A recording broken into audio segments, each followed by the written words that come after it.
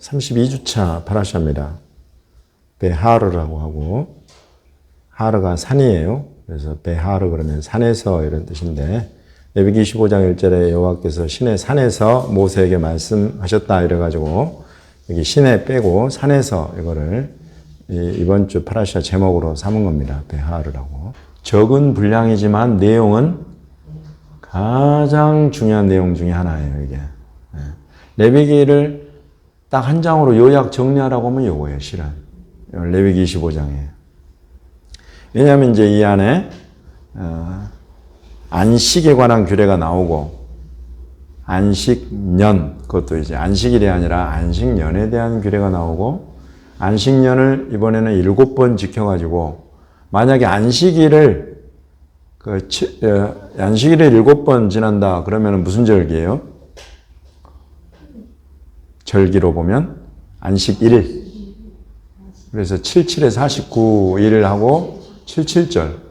50일째 지키는 절기다 그래서 오순절 이렇게 하는, 그게 이제 안식일을 7번 하고 이렇게 지키는 절기 요건데, 안식년을 7번을 해버려. 그러면 7년하고 77에 49, 49년하고 50년째. 요 50년째를 이건 이제 오순년 안 하고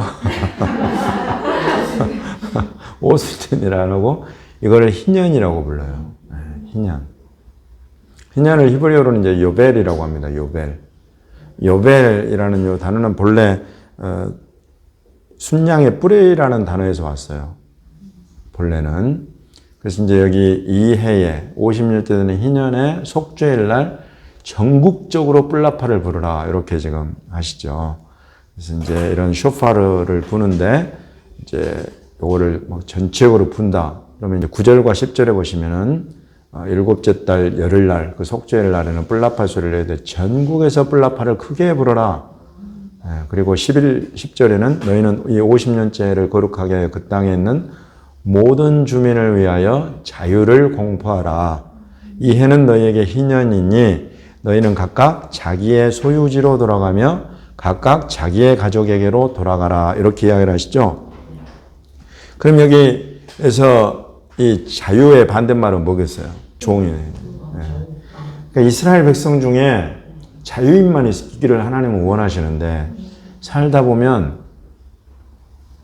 뭔가 어려운 일이 와. 그것이 내 욕심과 내 약함과 죄 때문에 하나님으로부터는 징벌과 이 징계일 때도 있고, 또는 다른 사람 막 원수마귀 사단이 그냥 흔들어가지고 욥처럼 큰 고난에 빠지는 그런 사람도 있고, 여러 가지 경우에 그 하나님이 택한 백성 이스라엘 안에도 수만 가지 그런 경우들로 인해서 사람들이 어떨 때는 자유인이 아니라 종으로 팔려버리는 사람들이 나온단 말이지. 이 사람들 그럼 종으로 팔려서 평생토록 종살이 하다가 종으로 하나님 앞에 돌아갈 거냐? 하나님 그거 하지 말아라고 탁 못을 박아버리는 게 이거예요. 그러니까 레위기는 한마디로 자유롭게 해주는 거예요. 종을 자유롭게 해주는 그 비법, 비결, 하나님의 뜻, 이것이 담겨있는 게 실은 레위기예요. 이것을 보게 되면 5대 제사가 왜 있는가도 이제 이해가 돼요. 우리를 죄와 허물과 여러 가지 가운데 그냥 죄의 종이 되어가지고 사는 그런 거 하나님 원치 않으신다. 이것을 어떻게 자유롭게 해버릴 것인가. 하나님은 하나님의 백성을, 출애굽하게 한 하나님의 백성을 자유한 사람으로 살기를 원하신다. 이게 팔려버리는데 이 사람들을, 사람이 팔리고 또 뭐가 팔려요? 얘기를 얘기해보면 토지, 땅. 땅, 토지, 우리는 지금 그냥 이런 부동산 생각하잖아요. 이스라엘 사람들에게 땅이나 토지 이건 뭐예요? 보다 더 고상한 표현, 단어가 있어. 기업이라는 거예요, 기업. 각 지파별로 이스라엘, 그 하나님이 출애굽해가지고 이스라엘 땅에 이끌어 들어가서 지파별로 땅을 다 나눠줬어요. 지파별의 기업이요. 이 기업은 경계선을 옮길 수 없어요. 하나님이 정해주신 것이기 때문에. 그래서 이 경계선 안에 이 지파의 기업이 있는 거예요. 그래서 그 지파 안에 각 가족별로 이 땅을 분배를 해서 나눠줬어요. 그럼 이제 이스라엘이라고 하면 이스라엘 땅 안에서 기업이 없는 사람, 땅이 없는 사람, 토지가 없는 사람은 아무도 없어. 실은. 다 소유하고 있는 거예요. 보십시오. 이게 하나님 나라의 비전에 이런 밑그림들이에요. 이런 게. 그림자들이에요. 그래서 이제 저와 여러분이 하나님 나라에 들어가게 되면 우리는 오직 공중에 떠서 하나님 나라 공중에 떠 있는 게 아니에요. 하나님 나라에는 새 하늘과 새 땅이 있어. 그곳에 저와 여러분의 기업이 주어진단 말이죠. 그것들을 사실 여기서 보여주고 있어요. 근데 이 땅에 그렇게 하나님이 자기 백성들에게 나눠주신 그 땅, 토지, 유업을 팔게 되는 때가 또 온단 말이죠. 어려워지니까 내 땅이 가령 여기 100평이 있어. 그 중에 내가 너무 어려가지고 10평은 떼어서 팔아야 되겠다. 그래서 10평을 팔아버리는 거예요. 그러면 이 기업을 떼어서 팔았으니 이제 내 기업은 줄어든 거잖아요. 근데 지금 하나님은 토지를 영구히 팔 수 없다라고 못을 닦아요. 왜냐하면 이 토지는 그냥 우리 부동산의 거래가 대상이 되는 우리 대한민국의 토지 정도가 아니라 지금 이스라엘에게서의 토지는 기업이기 때문에 하나님은 자기 백성이 기업 없는 백성으로 죽어버리는 거, 망해버리는 거 원치 않으신다. 반드시 내 백성은 자유인으로서 자기 기업을 반드시 갖게 돼 있다. 이거 하나님의 약속이고 선포인 것입니다. 그거 딱 보여주시는 거예요. 그래서 이걸 위해서 만든 하나님의 제도, 하나님의 규례가 희년이라는 규례예요. 그래서 사람이 살다 보면 어려워가지고 그냥 이제 집도 팔아. 살던 집도 팔고, 기업 중에 땅도 팔고, 또 뭐까지 팔아요? 자기 자신을 팔아버려요. 자기 자신을 팔아버려요. 지금 여기에서 그걸 이야기를 하는 거예요. 땅, 그러니까 유업, 토지, 자기가 사는 집, 그리고 자기 자신까지 팔게 되는 너무나 비참한 그런 지경에까지 간 백성 이야기를 다루고 있는 거예요. 그런 사람이 종으로 팔리면 너희가 만약에 그를 종으로 샀으면 엄하게 다루지 말고 형제들처럼 여겨라. 왜냐하면 이스라엘은 지금 공동체, 이스라엘의 하나님의 공동체, 이걸 항상 공동체 의식을 갖고 살아라 라는 거예요, 실은. 사람까지 팔려버린단 말이에요. 그래서 이제 이것을 어떻게 해야 되느냐, 이것에 먼저는 하나님이 속량이라는 것을 제도를 하나 주세요. 속량이라는 제도. 말이 어렵죠? 속량이란 이 제도를 히브리어로는 똑같은데 우리말 번역으로는 달리 되어 있는 게 여기 하나가 있어요. 사람한테는 속량 이런 단어가 쓰이는데 토지한테는 뭐라고 그랬어요? 토지, 땅. 24절. 무르기. 속량이라는 한자보다 얼마나 더 쉬운 우리말이에요. 물러준다는. 기업의 온 땅에서 토지 무르기를 반드시 허락하라는 거예요. 어려워져가지고 팔아버린 이 토지, 내 기업, 이 사람이 다시 찾고 싶어 하거나 누군가 이 사람을 위해서 다시 찾아줄 만한 그런 여건이 되어가지고 찾아주게 되면 넌 반드시 그 토지는 되팔아야 된다. 물러줘야 된다. 근데 그냥 공짜가 아니라 반드시 뭘 지불해요? 값을 지불하게 되어 있어요. 이 값을 누가 지불해요? 팔아버린 사람이 힘이 생겨서 내 거 다시 돌려다오 하고 돈을 내면 그거 돌려받게 되죠. 근데 이 사람이 계속 어려워가지고 못할 때는 누가 해줘요? 옆에 삼촌, 사촌, 친족이 대신 값을 치르고 이 사람의 기업을 되찾아주는 거예요. 이게 토지 무르기예요. 요게 게울라라고 해요. 히브리어로는 게울라. 한 단어, 아주 중요한 단어 한 단어가 나오는데 가알이라는 히브리어 단어가 가알, 여기에 속량하다 또는 무르다 이런 뜻이에요. 이 가알이라는 단어의 뜻은 내가 잃어버린 거 되찾아준다라는 뜻이에요. 여기서 나온 게 딱 이렇게 나오잖아요, 이제. 가알이라는 요 단어에서 나온 예수님의 칭호, 고엘이 돼요, 고엘. 물러주는 사람, 되찾아주는 사람이에요. 내가 잃어버린 거, 내 기업 잃어버리지, 내 집 잃어버리지, 내 나를 잃어버려. 내가 나가 아닌 거예요. 하나님이 본래 나를 지으신 나가 아닌 거예요. 하나님의 본래 되기를 원하시는 나가 아닌 거예요. 내가 잃어버려. 양심에 화인 맞아버린 사람까지 막 나와요. 인간이 그렇게 변질되고 변화되고 타락하고 부패해져 버리는 이런 모든 것들까지도 다 되찾아줄 수 있는 사람. 그 사람이 바로 고엘이에요. 고엘. 내가 능력이 없어. 내가 힘이 없고 내가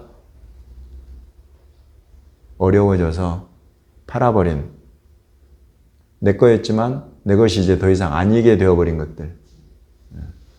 이런 것들에 대해서 이제 되찾아줄 수 있는 그런 존재. 그게 고엘이다. 그래서 먼저는 사실 예수님 이전에 고엘은 내 친족 중에서 있을 수 있다. 내 친족 중에서. 내 형제, 삼촌, 사촌, 내 친족 가운데서 나를 위해서 이것들을 대신 값을 치르고 되찾아주는 사람. 이 사람이 고엘이에요. 누가 나와요? 이런 사람? 보아스가 나와요. 그 보아스가 이제 나오미가 그 남편과 두 아들, 자기 기업을 다 팔고 떠났어요.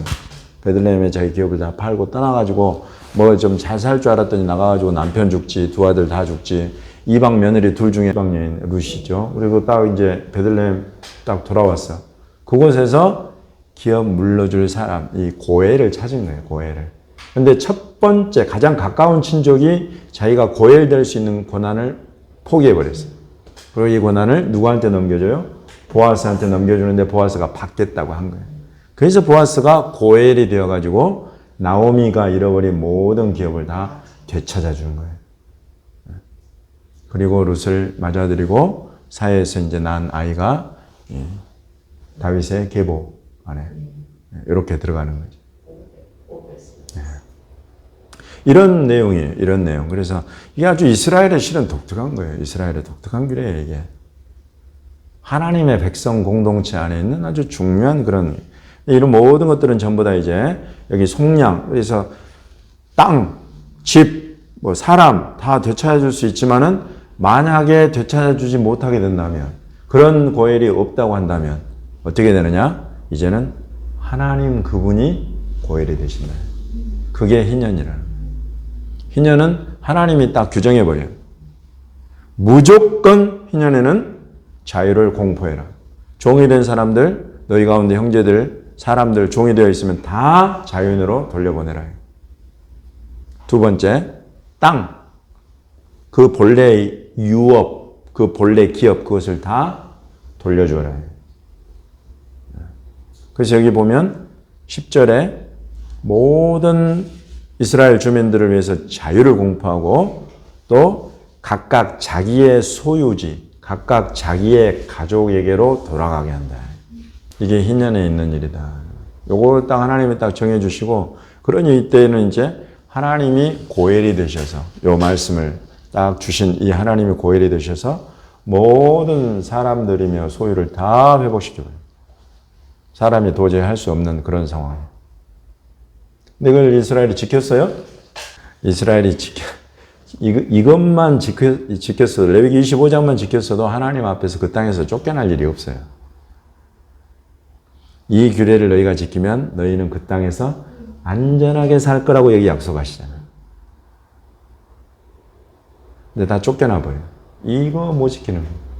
여러분, 이 하나님의 규례를 지킨다는 건 우리 인간에게 있는 가장 기본적인 자기 재산권 포기야. 지금 우리 시장 경제, 자본주의, 민주주의 그 바탕에 있는 휴머니즘, 인본주의 있잖아요. 이거 완전히 깨져야 이루어질 수 있는 게 바로 이 신본주의, 하나님 중심. 그래서 이스라엘도 이거 못한 거예요. 결국 이것은 이 그림자로 주신 이거는 이제 실체이신 누구를 보라고 주신 레위기 25장이겠어요. 결국 이제 저와 여러분을 위해서 이스라엘과 이 땅의 모든 열방을 위해서 이 고엘로 오셔서 종으로 팔려버린 죄의 종과 사망의 종이 되어버린 저와 여러분을 그 값을 치르고 자유한 사람으로 살아있는 생명, 영원한 생명 안으로 이끌어 들이시는 바로 그 예수 그리스도를 볼 수 있도록 주신 규례입니다. 그리고 이 예수 그리스도 안에 있으면 내가 이런 자유인으로 자유를 완전히 하나님이 나에 대해서 자유를 선포해 줄 뿐만 아니라 나에게 주소지가 생긴다. 주소지가. 자기의 소유지로 돌아간다. 이건 자기 주소. 여러분의 주소는 어디 있습니까? 할렐루야. 우리의 시민권은 하늘입니다. 저 하늘에 새 예루살렘 그곳에 새 하늘과 새 땅, 새 예루살렘 그곳에 저와 여러분을 위한 주소지가 있단 말이죠. 주소지가. 이거 이렇게 뚜렷하게 우리에게 보여주는 그 놀라운 규례가 지금 레위기 끝에 딱 이걸 이렇게 들여다보고 있으면 이게 이렇게 풀어지기만 하면 예수님의 그 실체로 오신 예수님이 싹 드러나는 거예요. 이렇게. 그 영광이.